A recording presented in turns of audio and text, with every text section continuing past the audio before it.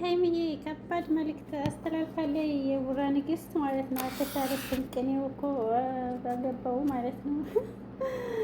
ኧረ ከባድ ነው የምር። ሰላም ሰላም፣ አሰላሙ አለይኩም ወረህመቱላሂ ወበረካቱ። ውድና የተከበራችሁ ውድ ቤተሰቦች እንዴት ናችሁ? ሰላም ናችሁ? እኔ በጣም ሰላም ነኝ አልሐምዱሊላህ። እንደው ክርስቲያን ወንድሞቼ ሰላም ሰላም ብያለሁ። በያላችሁበት ያለ ሰላም እዝነት አይለያችሁ። ለቤት አዲስ ከሆናችሁ ላይክ፣ ሸር፣ ሰብስክራይብ አድርጉ። ዛሬ ሀይሚዬ ቅኔና መልእክት ከበድ ይላል። አንበሳ ሁነክ ሁሉም ሰው ቢጠላህ ይሻላል አህያ ሁነክ ሁሉም ሰው ከሚወድህ ብላለች። ቅኔው እንግዲህ የሌለ ነው። ለገባው ይገባዋል።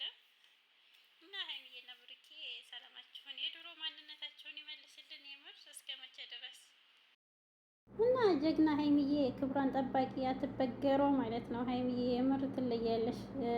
ሞት ለጥላትሽ። አንዳንዶቹ የምትመኙት ነገር በጣም የምር አንድ ነገር አለ ጥፋቱ ሰው እኮ እንትን ብትሉ የሚደርሰው ለነፍስ ነው ይባላል። እና ሀይሚዬ ምን አደረገኝ? ምን አጥፍታ ነው? ማንንም ባሳደገች የማንንም ቻናል ባሞቀች ማለት ነው። እና ሀይሚዬ አላህ መቼም ፈጣሪ ተመልካች ነው። እንደ ሰው ባይሆን እንደ ፈጣሪ እንትን እንደ ደግነትሽ ፈጣሪ አላህ የልብሽን አሟልቶ ቅድሽ ላይ ያድርስሽ ማለት ነው። ቡቡሽ ጋር ሀይሚዬ በጣም ነው የምንወድሽ የምንሳሳልሽ ማለት ነው። ግን አንዳንድ ሰዎች የምር አረጋጉት። ሀይሚና ብሩኬ መቼም ቢሆን አይለያዩም። አንዘለም አንጠለጠለም ያው ተሸከመ ነው አሉ እና መቼም አይለያዩም። ሀይሚና ብሩኬ አትልፉ፣ አትርከሙ። ብዙ ወደፊት አንድ